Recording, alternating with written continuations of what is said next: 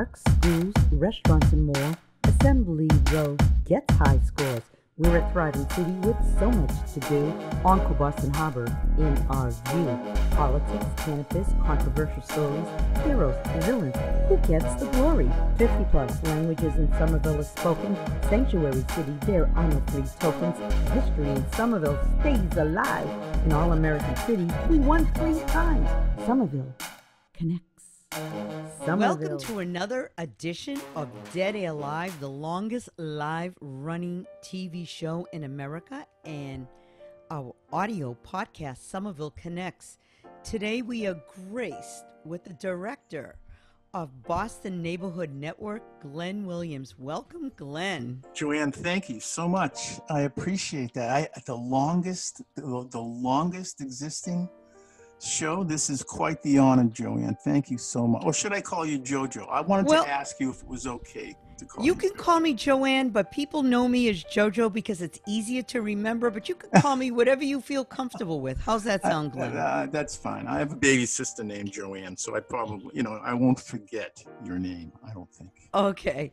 So, Glenn, I met you through BNN. You were helping me with files. And, I meet everyone here on the internet these days because we're in the middle of the pandemic and a lot of other things going on. So your Somerville story is, I met you here online, which is kind of cool. And I'm just going to switch my microphone, my headphones. Give me one sec. Okay. So, Glenn, our listeners... as well as our viewers, we don't know a whole lot about you, but I think we do share one thing in common. Well, several things. We're both musicians. Yes, we are. Yes. And if I'm correct, you went to Berklee College of Music? I went to Berklee while I was in high school for my junior and senior year, so I traded some courses over to Berklee. But it was the conservatory first. I should back up a little. I was that kid that always got in trouble in school. In elementary school, and they were sent. What kind of trouble? Oh, please! First of all, I was the only kid of color in this school, and might I add, very handsome. Oh, please! Thank you. You're very kind. Well, and I was always sent down to the auditorium to set up the chairs. Me and Louie or somebody set up just to get me out of the classroom. And I ended up in the activities room, and it was this big upright bass there. And I'm plunking away on it, probably misbehaving. And Sainted Sister Cornelius came in and asked me if I wanted to learn how to play that thing. And God love her, she gave me free lessons for about 5 years after that. I ended up playing in the Archdiocesan Youth Symphony, and I played in some Tanglewood things. I don't know if it was Tanglewood back then, but anyways, then I decided I wanted to be a musician. My father was a big musician in the Boston and New England area. And, so I was always surrounded with some kind of music. So when I got to Berklee, I decided, when I got to the conservatory, I kind of decided I wanted to be the only bass player. I didn't want to be in this line of classical bass players. So I ended up moving over to Berklee and taking up a lot of jazz courses, and which led to rock and roll, which led to all kinds of pretty groovy things. So I've been a musician for a long time. This is quite a story. No. So how did you end up at BNN, Boston Neighborhood Network, as the existing director? Well, what I did was many, many years ago, about 23 years ago, my music partner and I, who started a label out here in Rosendale, we were doing a benefit coffee house for somebody, and at the time there was a policing, neighborhood community policing show that was on, and a couple of guys that were friends of mine were running and asked if I wanted to come on and promote the program. So I said, sure, I will, and after that 20 minutes, somebody said to me, why weren't you on the arts show? And the answer was, well, there isn't one. So at the time, my bride, Janice, and I were running an organization called the Rosendale Arts Alliance, and we decided to do a 6-month, 20-minute, we got a sponsor, and so we decided to do this show on Rosendale artists. And it kind of blossomed from there to 23 years later, a full-blown arts program featuring people from all over New England, artists and musicians and performers that were coming through Boston would come and be on our show. We've been very, very fortunate. I learned something every single week while I was doing that show. And it was quite an experience for both Janice and I, you know, because we got to meet and know all of the Boston musicians and the different organizations around Boston running open studios and running different artists, kind of colony type things and performers. So it kind of took over our life every Monday night at 6 o'clock. So we you know, it was quite. And during that time, I was nominated and elected to the board of directors. So I ended up on the Boston Neighborhood Network's board of directors as a member, then treasurer, and then president. And it keeps going from there, I guess, you know. Did you step into the director's seat after Curtis Henderson? No, my good pal Curtis, who has sat in this recording studio with me and played several times, and we helped produce one of his albums, and he sang on a couple of songs of mine. Very proud of that to say. Curtis was a good man. Is a great man. And he is a great man. And I enjoyed working with him and everything. But when he retired, when he left, they brought in an interim general manager, who was the treasurer of the board of directors. And for 2 years, they kept looking for somebody to fill that spot. At one point, I came in as the manager of the radio station, because we started this great radio station, WBCA 102.9 FM, you know, and I got to be the manager of that for a while. And then they said, you know, they put out another call for general manager, and I put my name in, and I was blessed to be trusted with this amazing organization and incredible mission. And it's been quite an adventure, we'll say. Though it's a short adventure now compared to some of the things I've done, but it's really groovy. I love it. Are you able to be as creative, being the director, as you were just running your arts program? Well, you know, it's so. That's a great question. Being a creative person all my life, being a painter and a writer and a performer and learning instruments and playing in compilations, it's just all of the things that you do, it becomes you. I don't think that people are musicians because they're kind of like at their last resort. I don't think it's something you think you want to do. I don't think it's being creative and a writer isn't something that you get thrown into. I think it's something that's, I am blessed to call it a calling. I think it's something that musicians do because they have to do it. Since becoming general manager, my time has been, you know, limited, especially with what we're dealing with now. But I can honestly say that I still play every day. Oh, that is pretty spectacular. If I'm watching a hockey game from 1984 being replayed on some station, I have a little man cave upstairs where I can kind of sit and be by myself and listen to music and stuff. And there's a beautiful guitar always sitting there, and I'll sit there and just play, just to play, you know. Plus, I have this fabulous room down here. I can come down and make all the noise I want. Are you going to share with us some of your wonderful works of art? I hadn't planned on it, no, but it is something that, you know, people can obviously go to and enjoy anytime. I mean, we have my bride and I, Janice, have a fabulous website that has everything on it. Can I share what that is? Absolutely. Let's check out that video.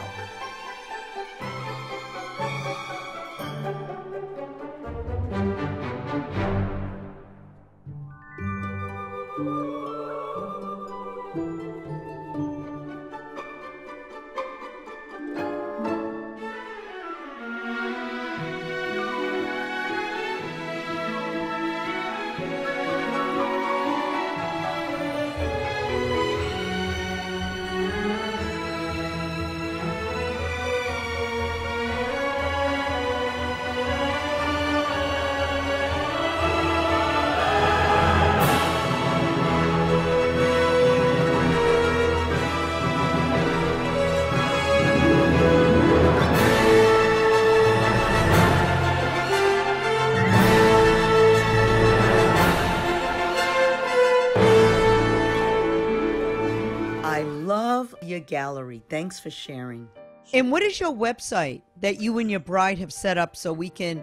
And does your bride... You said her name is Janice? Janice, yes. Does Janice play any instruments, or is it just you? She's a phenomenal visual artist. She's the visual artist. I throw paint at things. Go get Janice. Go get Janice. Heck with me, huh? No. But I want to meet Janice. Bring her down here. I don't think she's not home right now. Oh. She's out and about. I'm sorry. Okay, no, that's fine. That's fine. But she's a phenomenal artist and writer. And organizer, and her and I started Rosendale Open Studios, which is the opportunity for artists, for people in the public and the community to go and visit artists in their creative environment. Nowadays, Open Studios has grown into this public space where people get little corners and stuff like that. But Open Studios, the real premise of having this event, this 2-day event where people can come and kind of tour around, is to get in where the artist is working. There may be some wet pieces there. They may be working on something or of that nature, and ask how do you do it? Why do you do it? And it's a great opportunity. Now they're all over the place. You know, we started it here in Rosendale. Some of them, I think, had the first one, to be honest with you. Some of them started that, and Porch Fest is another thing that we've been Porch Fest is great, but it's been canceled this year. Yeah, we canceled ours too. Just can't do it. So what are you guys doing with B&N? You're closed, or are you going to be opening? Because I know in Somerville, we're going to be closed to the end of the year, which is crazy.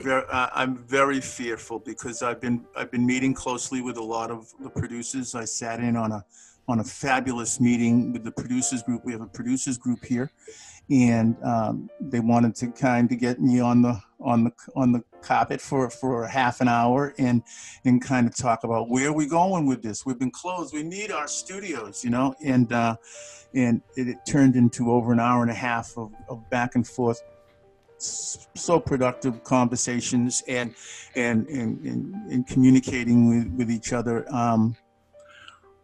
We're going along with what the city does. I believe that once the city opens up the community centers, where kids can run around and play with each other and swim and do all of that jazz, we'll be closely behind that, you know. Because we have 3 studios here that people you can't do social distancing, you can't do, you know. But to the producer's credit, they're still doing programming. They're sending in Zoom things like this. They're recording their radio shows and editing them at home and sending them to Brett and I. And Brett and I kind of get in there and fool around a little bit with them to get them to sound and shape the way presentable. And we're still getting programming out, you know. So. It's a lonely place. There's only 5 of us there, and it kills us. It must be killing both of our friend Ted Lewis. Ted Lewis, I miss Ted. I haven't seen him in so long, you know. Because he used to live. He lives in the studio. He's in there, and he's working constantly, and he's going back and forth from New York, and he's coming back with phenomenal footage and putting some programming together. And the other great thing and advantage to having Ted there is, if there's another producer who sits there and they're sitting at one of their computers and they go, I don't get it, Ted's there. Ted drops what he's doing, gets up and helps them, and he's an invaluable member of the family there. Yeah, we love Ted Lewis. We always have. He's the one he brought me to B&H Photo. We took a bus trip. Mm-hmm. And he said to me, you got to check it out. They have a lot of used equipment. And so I just said, I don't like buying things used. He says, yeah, but you spend a whole lot more when you buy something, when you pay full price and something's new, and you can get something used that could be just as good, because B&H isn't going to put their name on it and sell it used if it's going to fall apart. And so that was quite an adventure, being with Ted for a whole day, you know, morning, noon, and night. And boy, I'll tell you, he just opened my eyes and introduced me to all these different apps. And he's very talented. He's one of the talented hearts in the building. There's no question about it. He introduced me to CPUG, Boston, Final Pro Users Group, and he's just connected to everything. Well, if there's anyone that knows the city of Boston, it's Ted, because like he was a patrolman for many years. He walked the beat. He was a policeman for Boston. I didn't know that. Yeah. Great cop. And one of those cops that the community in the neighborhood would needed a peace officer. They'd go and find Ted, because of his relationship with the people around him and the love he has for the community. It's a beautiful thing. I miss him. He is someone I can come right out and say I miss. Okay, you never gave us your website. You're right, I didn't, did I? Artfulgift.com. ARTFULGIFT? Yeah, artfulgift.com and lowbudgetrecords.com. Low Budget Records. Are you still doing vinyl? You know something? Tim Casey and I have been recording together since 1979. And wow. we've back at Quarter Tracks and all these, you record on 3 tracks, pass it to the remaining 4th track, opening up 3 more tracks, and you just have all this kind of thing. Even on cassette, we'd have all that, and we've grown from there to when I believe it was when the digital age kind of got to us, and we were wondering how to do it and what have you.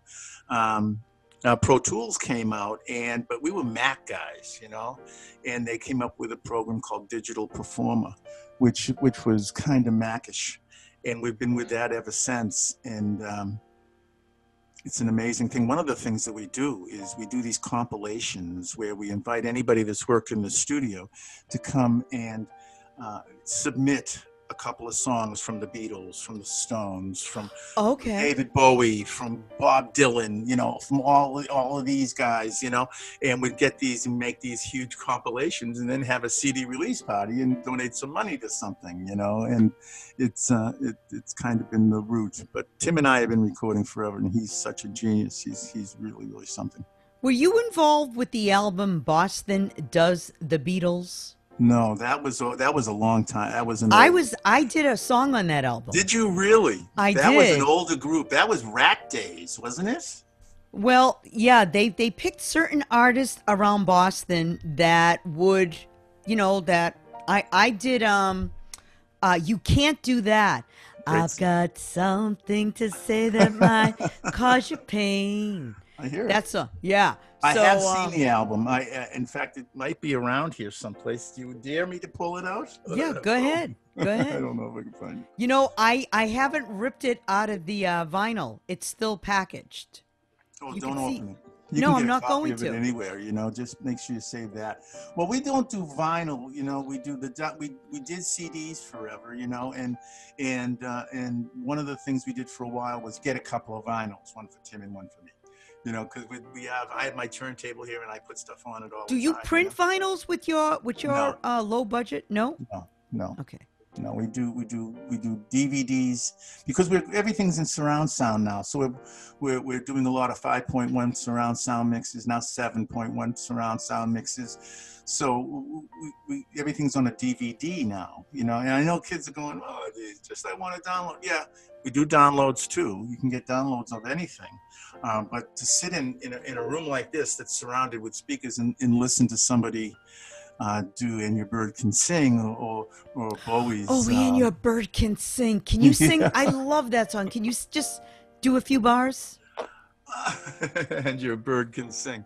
Or sit here and listen to Spaceman by Bowie or When I'm Five or something like that in these surround sound mixes. I think the kids are missing out on it because they're plugging their heads into these ear pods and really not getting that surround sound. Is that hurting their ears in any way to always have? Well, that depends on the volume. Oh, okay. Right? Yeah, because a lot of people in our generation, well, I think you and I are around the same age. I'm 66. Close. I just turned 66. How old are you? The Beatles album we just released, I did when I'm 64. I just turned 64. You turned 64.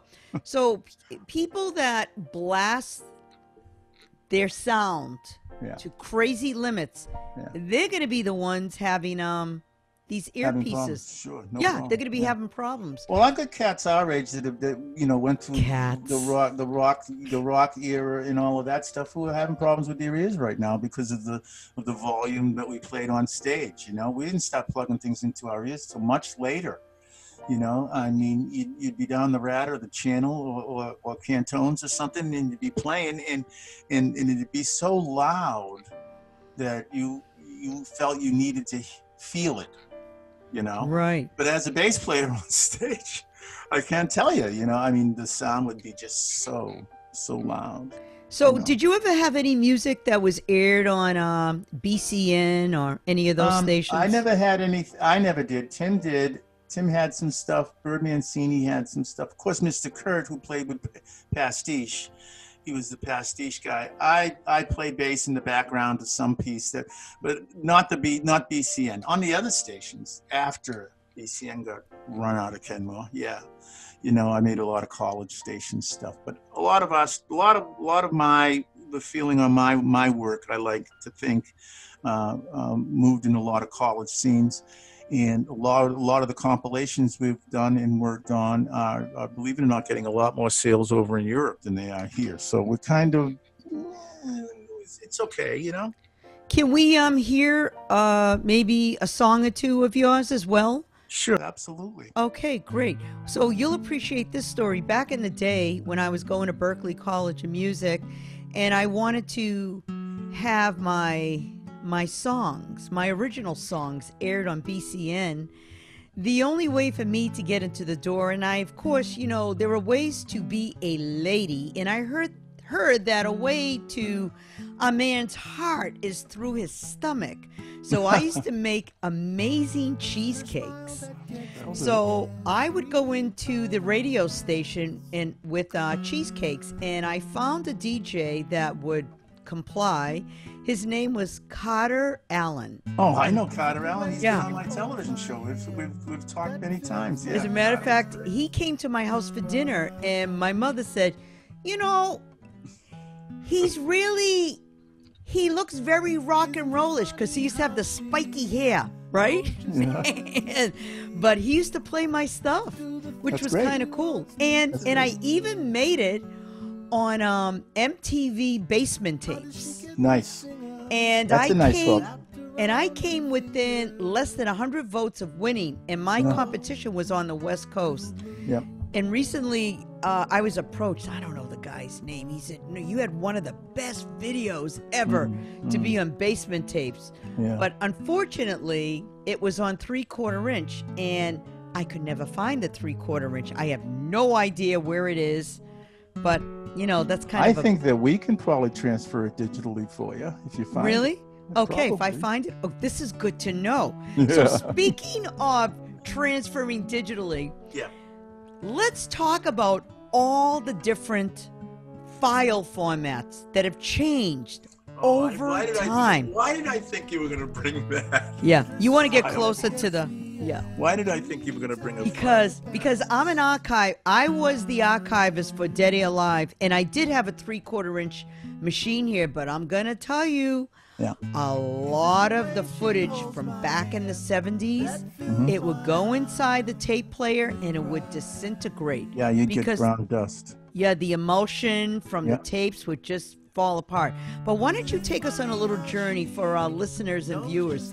How many different types of formats in video and audio have there been? Let's start with video. Well, video in the days of camcorders and having a high camera where you'd be recording it onto a Cylinix, you'd be recording it onto tape and stuff. Those days, some of the analog material that was out there and stuff, there's nothing more beautiful than some of these movies that were shot on beautiful cameras with analog tape and just because of the quality of the way it was being recorded. Digitally, once we crossed that digital divide and got into digital recording, what we ended up with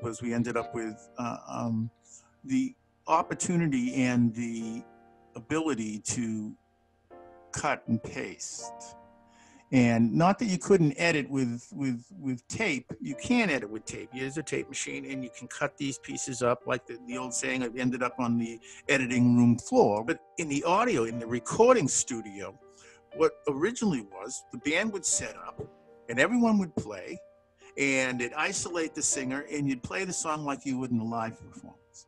And you'd play the song 10, 15 times, and they would take that best out of those and use that recording. You know, nowadays, one of the things that we do is we have the license to get some karaoke stuff, and let's say somebody wants to do a song for their Sweetie Pie, and it's a Bruno Mars song or something like that. We'd set it up so that they could sing along with Bruno Mars, and then we'd remove Bruno Mars. And, sorry, Bruno. And we never did it with any Bruno Mars songs. And then auto-tune and fix it and cut it, 3 takes. He did real good in the first verse. The second verse wasn't so good. We check it and put this whole thing together. And now it's like putting a puzzle together. In the olden days, I'm talking 60s and 70s, you had to get in there and perform. You had to do the performance. Once we got into the 70s, when Tim and I started in the late 70s, we had that ability to be able to track 4-track things at least that much. So you get an opportunity to sing the vocals completely separate. Because what you don't want to have is you don't want to have the drums bleeding into the vocal track.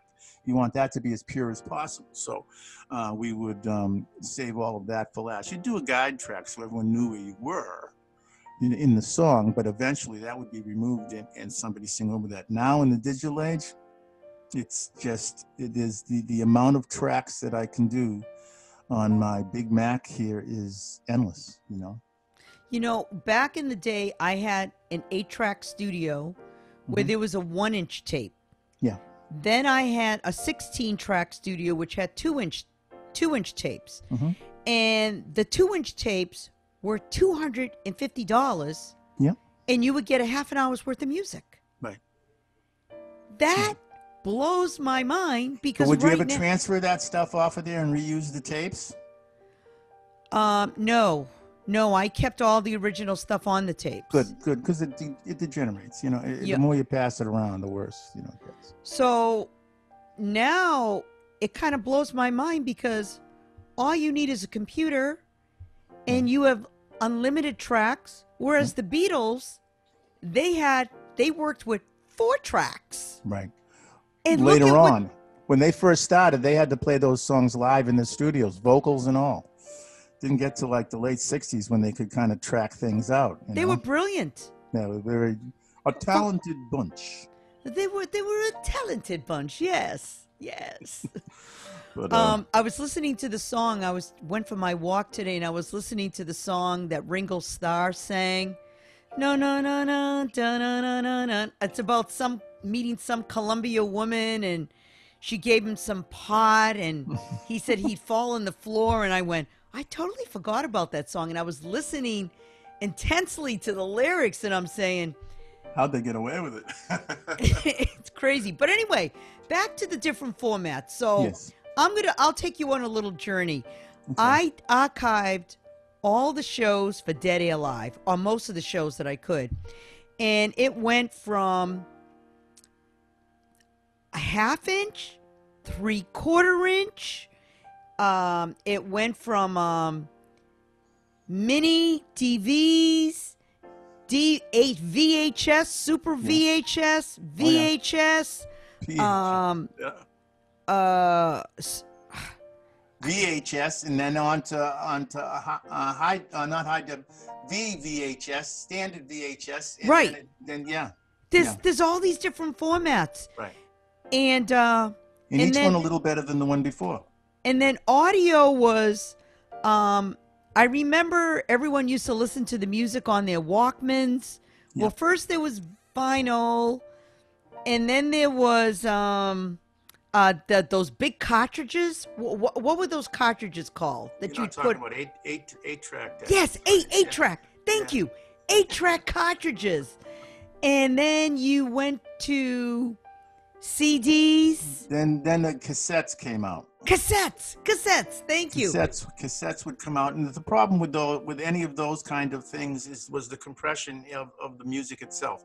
They'd have to slice down a little bit of the high and cut the low out, so you hear the song, but you're not really getting the benefit of listening to the whole round sound of it all until we got to digital. I mean, we got to DVDs, and DVDs was like, wow, it sounds just, the album would have all this stuff, but tapes kind of had to compress things to get them on that little box you could put into your dash of your car and listen to these little speakers, so it wasn't always the quality. The phononic quality was never really that great as far as I was concerned. We released a lot of cassettes that, and I thought that they were great, but then of course we'd do a lot of stuff on DVD and now, but ADAT tapes, that's the other one.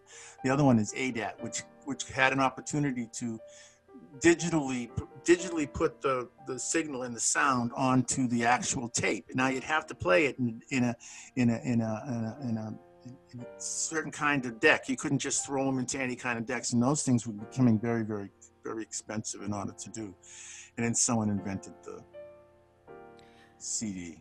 Why does it sound so different between digital and analog? And explain the difference if you can. Well, I think analog has a sweeter sound. I think the albums, those black big things that kids don't know about, or 45s, sometimes the audio file on that it sounds fuller. Now, I don't know if it's because that's what I grew up on or that's what I'm used to and stuff, but there's a lot of us that can tell the difference if we're listening to something on an album, or turning on a tape deck, or listening to something on a DVD tape, or depending on the size of the files and stuff. It sounds warmer. It does, yeah. It sounds, I won't say fuller, but it just sounds better. But I don't know why it sounds better, but it just sounds better. I don't know. Well, is it what, okay Glenn? To say that? Yeah, it's it's fine to say that. Actually, it's really good to say that. And there's also a big difference between 16 and 24-bit. Now, 16 is something that you're going to put on a regular CD. And there is some compression there in order to fit all of the signals on there. Now, if you have 24-bit, a 24-bit recording is bigger and wider, and that also has to be played on a different machine. It has to be played on a computer, or it has to be played on a DVD player. The things, remember the CD players that you open up, you put the CD in, you close the CD down. Yeah, the little Walkmans. The little Walkman type thing. Those are fantastic, but it was a great economy to people who wanted to listen and have that ability to bring any of the CDs in along that they wanted to. Generally, I would be using that if I was doing something else, if I was in the middle of moving around or something like that. But when I want to listen to a real file and I want to listen to something the way it was recorded, and I'm going to listen to it in 24-bit down in my studio with my Advents or my KRK speakers or Cambridge Soundworks speakers, and sit in the room down here and just listen. Why does the industry keep changing? Why can't it just, what is the purpose? So people can spend more money? I thought that cassettes were great and CDs are great. Why do we keep changing the formats? What is the reasoning behind that? Is it money? I'm sure that there's some kind of money behind it, and there's some kind, but there's also that urge and that strive and that thrill to get something better, do something bigger, get something, not when I say bigger, I don't mean physically bigger, I mean a bigger sound or something. So there's always that group of guys and women someplace that are designing new kinds of listening devices and new things to do. I put a pair of those iPods in, right? And I said to myself, boy, I can't believe the beauty of this. And I'm listening to some classical music. I'm saying, my goodness, I can hear the highs, the lows. This is beautiful. And it's just a little tiny thing. 6 months later, they invented something that's supposed to be better. That's my point. I just said to myself, nothing's better than this. Right. I was on my iPhone this morning, and they're saying there's these new earbuds. Yeah. Da da da da da. They do this, they do that, and I'm saying, why do I need that when I have this? I know. This works great. Why do I need something else? And you know something? I'm probably going to rush out and buy the new ones anyways. You are? Probably, Okay. And it's just, and I think it's just because. So you're one of those. I am. I confess. Okay. So what is it that? Go ahead. I'm sorry. Oh, what is it that you want us to know about you? Because you have so many facets. Well, I think one of the things I like people to recognize is well, that's an interesting question. I was a teacher for a long time, and I was the arts director and teacher at a private school out this way, and I was the art teacher for every grade, from preschool to the 8th grade. Wow, that's a task. You're dealing with many different levels. Well, not only many different levels, but I got the opportunity to see kids grow, and I got to see kids develop. And last Friday, I had the great honor and opportunity to go and work and set up some sound and make sure everything, play the music and stuff for the graduating class of kids that I had when they were in kindergarten. They were graduating from the 8th grade. That is unbelievable. Do you have any photographs of that? I think there are some photographs of that. That is fabulous. And have any of your students gone on to do anything with the arts? Boston Arts Academy. I got kids all over the Arts Academy. I got kids that are playing in different bands and different jazz combos around. And yeah, I'm never prouder than when someone's mother comes up and says, Bella's going to be an artist in residence someplace. And I go, what? Says, yeah. And they say, I get that. Thank you. That's huge. That is huge. Yeah. I think that is an accomplishment that kind of, because it directly involves somebody else being part of the arts. I mean, sure. I mean, I've recorded this. I've done that. I'm the general manager here and all that other stuff. But when a kid gets an opportunity to turn into something creative and turn into somebody who's going to not only speak that international language that the arts are, but also be able to communicate how they feel, come away from writing or producing or creating something and feel that they've accomplished something and communicated their feelings in a way that is only a select few can. That is so beautiful. Thank you for sharing that. And by the way, that is bigger than anything else. When you can affect a child, they're into adulthood, and you can have a positive impact in their life, that is as good as it gets. That's why our collaboration over at B&M with the Boston Public Schools is so important to me. I mean, it's something that I've kind of put all of our efforts into over there. We took one of our stations and we took 9 o'clock in the morning till noon and 2 o'clock in the afternoon till 4, Monday through Friday, and dedicated it to Boston Public Schools programming. So now what we asked the teachers to develop some kind of, they're doing these Zoom classrooms and they're doing these Google Classroom things where the kids can go in and get their assignments and all of that stuff. And part of that, what's happening that week, they can go and watch the teacher do a program live. Not live, on television. There is a live aspect too. We also do homework help where the kids were getting ready, the seniors, they're getting ready for their AP tests. We're able to turn on B&N and sit there and watch that and call up and ask the teacher, hey, I don't get it. And he would do exercises with them and things like that. So we've been doing that now all along with this pandemic since the middle of March. And if you recognize and understand how numbers work in cable access, PEG access, someone does it. I do my It's All About Arts show, and it goes on video on demand. And my mom will watch it up in Saratoga Springs, and maybe the guests parents will watch it over here. Maybe someone will go back to it again.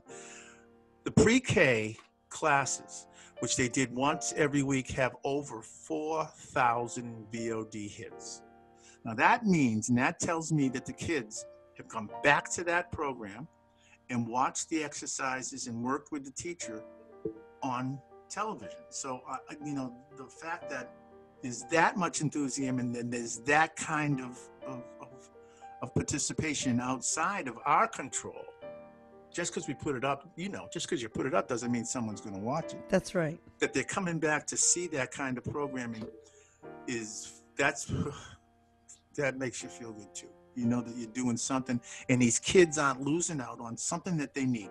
The interaction with their teacher, an opportunity to do the program in order to do this, a chance to do the exercise, do the different kind of projects and stuff that they wouldn't be getting at home unless there was somebody in front of them on TV saying, try it this way, do it that way, don't do this, don't touch that, all of that. And we did it in math, we did it in preschool, we did it in social studies, we did it in physical ed, phys ed. The teachers put all of these different things together. STEM, there was 7 or 8 STEM shows where they're doing all of this. You got me going. No, this is great. This is great. So that kind of thing also says to me that, that PEG Access has a place, number one. And number two, the value of what every producer and every engineer and every person, director, every guest, every host has that mission. And I think the mission is to inform, display transparency, and for you, JoJo, to have the opportunity to get out there and say anything you want. Anything. The freedom of speech thing. It's unbelievable. And for our listeners, as long as the FCC doesn't knock on my door. No, they won't. And for our listeners, PEG means public, educational, and government. And the government part is so important because it shows transparency. We have cameras in city council meetings. We have in budget meetings, in school committee meetings. You want to know what's going on in Boston politically? All you got to do is turn on BNN, and there it is. And I was I've been a client of Boston University. Well, I was a client for 13 semesters with the communications lab because they were helping me with my children's TV show. Anyway, there was a whole area where they did stuff with BNN. Yeah, we did the news from there. Right, that's my point. That's where our news comes from. Chris Lovett does an amazing job. I think the gentleman's name was Carlos. Carlos, you could, yeah. This was back around 6 years ago. So Chris Lovett's been the host for the news over there 30. No, it wasn't the host. It was someone who was working behind the scenes. Yeah, he was a technical guy. Yeah. Yeah, the important guys, right? Right. That a lot of people forget about the technical people. They are the people. Like when you're watching CNN. Chris Cuomo says, who's there working with you as the camera person? Let's give a shout out to them because they are the people that keep everything rolling. The producers, the producer's always the number one person. They're the glue that puts everything together. And then it's the camera people. I mean, people like you and me. Well, you run a TV station, and I do editing, but people just see us. Yeah. Now they don't know what we can talk to. We're blue in the face. Without those other cats, we're in trouble. There's nothing happening. There's nothing. Yeah. There's nothing. So what else do you want us to know about you? Because that was huge. What you said, what you're doing in the school system. Well, I think the educational thing is one of the things I'm extremely proud of. I mean, I actually taught at the school I went to. So I was in elementary school here in Rosendale at Sacred Heart, and at the beginning of my teaching and stuff, I taught for the city at the community centers. And then Sacred Heart decided they wanted to have a full arts program, and they kind of said, "Hey, what are you doing?" And so I think teaching in the school that I went to is kind of a cool feeling, We put a television and radio station in there. In an elementary school, so the kids could get put a TV station in an elementary school, and who's running all the things? I mean, you don't have. I Say it did. again. I did. You do. I don't anymore because I'm not there anymore. Well, no one's there right now. Well, no one's there right now. No. But they were doing there was an opportunity for kids to sign out cameras and go and interview anybody they wanted around the school, come back and edit it on Final Cut 7 at the time, Final Cut, and we'd put it out and it'd go to the different classrooms, to the smart boards, and we actually got to the point where we were going to have kids sitting there and doing the morning announcements from the from the television station, and stream them live to the smart boards in the classrooms. This is unbelievable. And for people that don't know what a smart board is, it's a big white board that you can draw on, project on. Yeah. And it's a whiteboard that physically turns into a TV screen or a projector or a computer screen or something of that nature. You PowerPoint could put all presentation. kinds of things up. So it was fun. It was fun doing that with the young kids because first of all, there's no barrier, there's no filter for them. They're not like, here's the camera, here's how to use it. Let's go use it, and they'd go out and have fun, and find that this isn't as difficult as I thought it was going to be, and it's not when you're not. One of the things I wanted to do with those young kids was show them that MTV wasn't just the bands playing on there. That there is so much that goes into it. The writing of the script board, the whole putting together, the laying out of the plans, the shooting schedule. Yeah, maybe sometimes you don't shoot the first thing first. Sometimes you have to go in the order of when you have the people to do it. And then the editing thing comes, and the astonished looks on their faces when they saw how it actually worked with some of these young kids who have had technology in their lives their whole lives. You and I got slammed technology halfway through. These cats are in their bedrooms with their phones and in their tablets, creating stuff in the 3rd grade. It's beautiful. So it's part of their life. And once they saw that, hey, this doesn't look as hard as I thought it was. And, and of course there is some difficulty involved in it, but not to cut and paste and slide this over here and change the volume and stuff. I couldn't get them out of the studio. They'd run to get there, because you inspired them. Good I showed teacher, them that there was something to do. And inspires. That's beautiful. One of the most important thing that anyone can take away when they see a movie or if they see a video is, do they remember the story? The storyline is what sticks. Sure. That's why movies like The Wizard of Oz. Mm-hmm. We can go on and on. There's tons of movies, but if you can remember the story, then you have a winner. Because a lot of movies today have a lot of technical stuff, and that's all it is. They're just, it's great. The technology is great, but if I don't remember the story, and I can't take away something from it that pulls on my heartstrings, I've got nothing. If I don't see a movie right from the beginning, I feel like I probably missed something. And The Wizard of Oz is a great prime example of that, because the Tin Man and the Lion and the Scarecrow, they work on the farm, Auntie M's farm and stuff, and they have very key lines at the beginning of that movie. I think the guy that plays the Cowardly Lion got up and said, "They're going to erect a statue of me someday. I'll cut it out, get back to work." And the guy that played the Tin Man, the guy that played the Tin Man, he said, "Oh, my heart's broken." He goes, "Oh, you ain't got any." At the beginning of the movie, they set up what's going to happen later on. You're right. You're so right. And that is called production. That's called writing, And at the very end, they're the last three. They're the last people you see hovering over Dorothy as she's waking up. Yeah. You were there. And it's just, There's no place like home. Well, I got to tell you, I'm excited about Boston Neighborhood Network. Good friend of yours over there. I really miss Erica Jones. Oh, Erica! Are you broken or what?